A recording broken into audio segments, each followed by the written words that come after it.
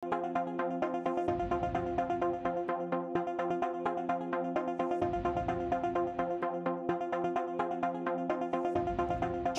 is on the horizon, from the halls of power to the streets where transport groups strike. Good morning. On behalf of Attorney Karen Jimeno, I'm George Cahiles, and this is At the Forefront.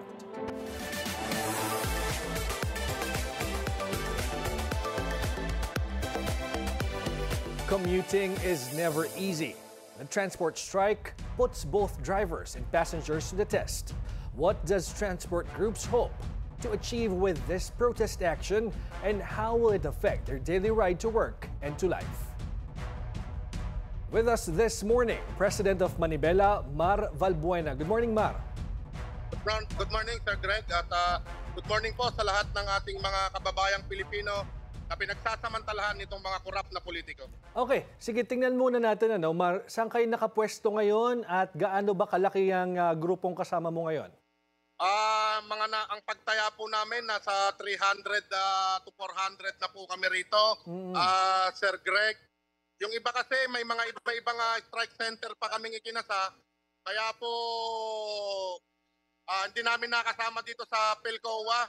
Siguro po sa mga susunod na araw ay mapupunta po sila rito. Okay. Makikita po natin, napakarami pong tao rito, Sir Greg. Okay. Mar, ano ang dahilan kung bakit kayo naglunsad nitong transport strike?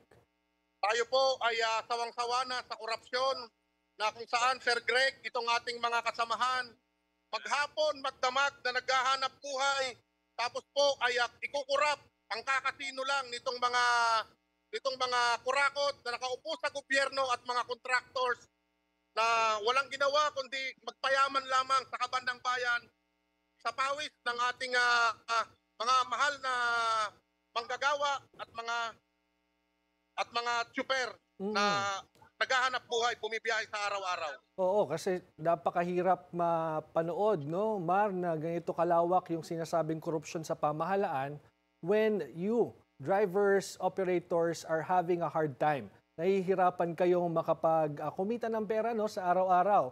Kasi nakapag-cover tayo maraming panahon dyan sa inyo, mga nagda-drive, no, mga nasa transport sector, at nakita natin kung gaano kahirap ang kumita. Ngayon, sinasabi mo bukod dyan sa PhilCOA, saan-saang lugar pa ba yung sinasabi mong kung saan nagkakaroon ng strike?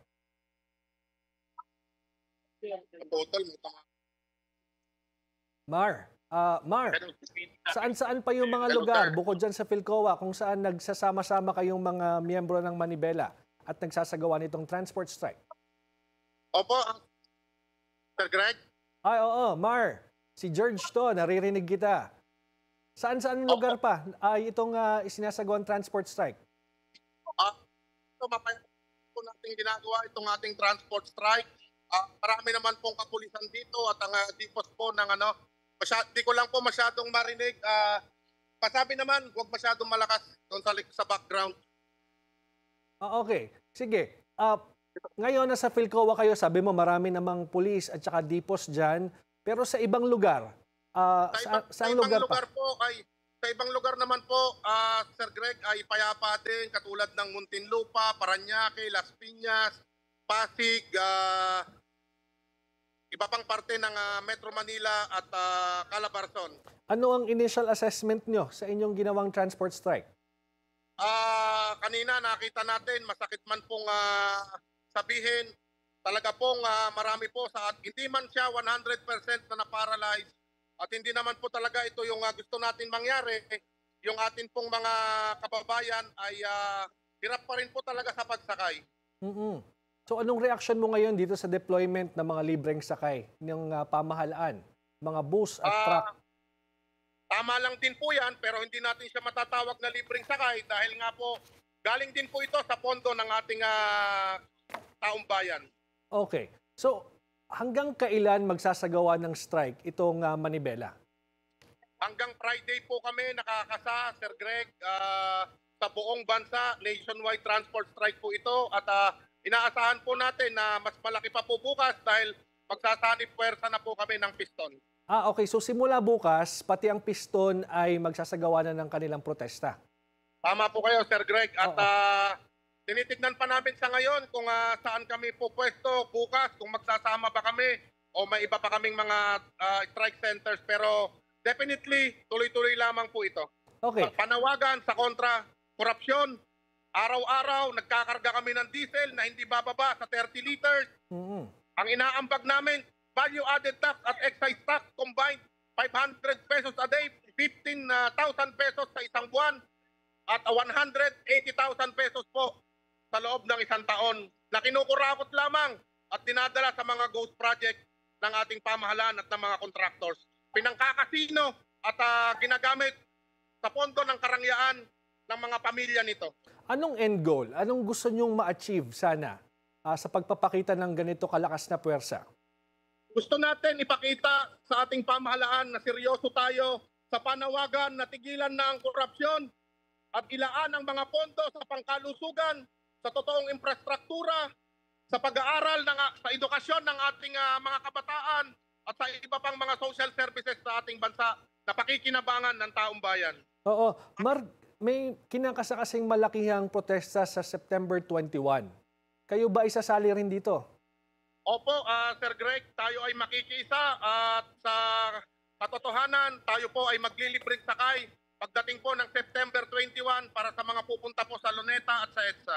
Okay. So libreng sakay naman ang inyong ibibigay sa mga sasali sa protesta. So may mga points ba kung saan kayo pipick up ng mga pupunta doon sa mga protest points?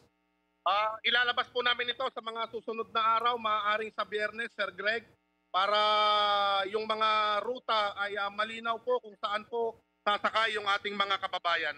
Medyo mabigat yung sinasabi mo kanina, no? Nasabi mo 180,000 per year.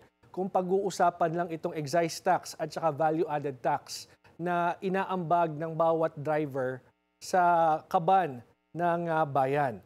At ang panawagan nyo nga, sinasabi mo, ay sana itong kinukurakot, di umano, ay mapunta sa mga batayang serbisyo sa pamahalaan. Ang mga drivers ba ay may nakukuhang social services mula sa pamahalaan? Ultimo fuel subsidy, wala po kaming nakukuha. Pangalawa, ina-apprehend pa kami kahit na tayo ay nag-aambag sa kaban ng ating bayan. Ito po ang mahirap dahil walang mga legal na dokumento na ibinibigay sa atin sa ngayon. Kaya po kami nag-i-strike. Hindi lamang po sa korupsyon kundi panawagan na yung aming mga prangkisa, ang aming mga rehistro ay i-extend po ng DOTR. Okay, sige. So bukod dito sa anti-corruption, pinag-uusapan din o bahagi din ng protesta nyo ay yung extension ng prangkisa. Can you tell us, ano ba yung sitwasyon ngayon? Nung nakaraan, Sir Greg, ay nakipag-usap tayo nung panahon ni Secretary Vince Dizon. Pero dahil nagpalit na naman ng administrasyon, nagpalit na naman ng DOTR Secretary, iba na naman pong patakaran siguro ang ibibigay sa atin. Kaya hirap na hirap tayo sa pakikipag-usap. Yung mga naumpisahan, hindi natatapos, hindi nasusolusyonan dahil nga po papalit-palit ng mga nakaupo sa ahensya. So Isipin ninyo sa panahon ni si PBBM, pangatlong DOTR Secretary na po ito. Walang effort from the new DOTR leadership para kausapin kayo o magkaroon ng dialogue to discuss this issue? Sa ngayon po, ngayong araw ay magkakaroon po kami ng dialogo ng DOTR. Tingnan natin kung may solusyon na dito sa ating mga hinaing at mga panawagan. Can you talk about that dialogue? Saan mangyayari ito at sino-sino ang mga dadalo? Mangyayari po ngayon ito dito sa LTO compound na kung saan ay may mga representante po galing po sa DOTR at galing po sa LTO at LTFRB. Anong oras yan, Mar? 11 a.m. po kung di kami aabutin dito ng hapon. Oo. Sir Greg. Pero pag-usapan natin yan, ano? Ito bang gagawing dialogue sa LTO compound ay tungkol dito sa ginagawa niyong transport strike o para pag-usapan yung kabuang panawagan ninyo? Pangunahin na nga itong extension ng prangkisa. O tama po kayo, Sir Greg, para po ito doon sa extension ng aming mga prangkisa mga provisional authority at ang aming mga rehistro po. Ay, what if hilingin sa inyo ng DOTR na itigil nyo na yung transport strike nyo at nahihirapan yung mga pasahero natin? Magkakaroon ba ng, let's say, a middle ground dito? Kung may mailalatag po sila at aksyon na gagawin ngayon, sino ba naman po tayo para hindi makinig din sa kanila kung yan po ang kanilang kagustuhan din? So kapag nagsanib-puwersa na kayo ng piston simula bukas, ano yung na-foresee nyo, yung forecast ninyo pagdating doon sa magiging epekto ng transport strike sa Sir mga Greg, pasahero? mas malaki pa ang epekto nito bukas dahil nga po ngayon pa lamang yung simula at yung iba po hindi alam na may transport strike ngayon dahil hindi po nakakapanood ng balita. At sa susunod na araw po ay mas malaking strike pa ang magaganap. Sir Greg. Paano nyo pinapaliwanag sa mga members, sa memberships ninyo or doon sa mga, kung hindi nyo man member na mga tsuper, na kailangan mag-transport strike? Siyempre, pangunahin ng mga pangangailangan nila ay kumita at magkaroon ng ipapakain sa kanilang mga anak. Kasi daily naman talaga yung pagkita kung ikaw ay nagda-drive. Alam nyo, Sir Greg, yung ating mga tsuper ay sawang-sawa na sa korupsyon, sawang-sawa na sa pagpapahirap sa ating hanay sa sektor ng transportasyon. Kaya po sila pa ang nagkukumahog na tayo ay mag-strike. Hindi po ito galing sa pamunuan ng Manibela, kundi galing na po sa mga miyembro na talagang galit na dito sa maling sistema at korap na sistema ng ating gobyerno. Okay, Mars. Hindi mo na kang tawagin, nagkukusa na po sila na mag-strike at iparating sa ating pamahalaan na pagod na sila, pagod na tayong lahat, tama na, sobra na, labanan ng korupsyon. So Mar, mensahe mo na lang siguro sa mga apektadong mga pasahero. Sa ating mga mahal na mananakay, tayo po ay humihingi ng paumanhin at sa mga susunod na araw, babawi naman po kami naman po ang maglilibreng sakay sa inyo. Alright, maraming salamat Mar Valbuena, ang presidente ng Transport Group na Manibela. Maraming salamat po at mabuhay po kayo. So bilang paghahanda sa Tigil Pasada, magde-deploy ang Office of the President, Department of Transportation, Philippine Coast Guard, Philippine Ports Authority ng mga bus at truck sa ilang ruta ngayong araw, September 17, para umalalay sa mga pasahero. Yung mga rutang may libreng sakay ay ang Monumento Quezon Avenue via EDSA, Nagtahan Espanya via Lacson, White Plains Avenue, Cubao via EDSA, Welcome Rotonda QC Hall via Quezon Avenue, E. Rodriguez, Araneta Avenue, Quezon Avenue, E. Rodriguez, Araneta Avenue, and Cubao.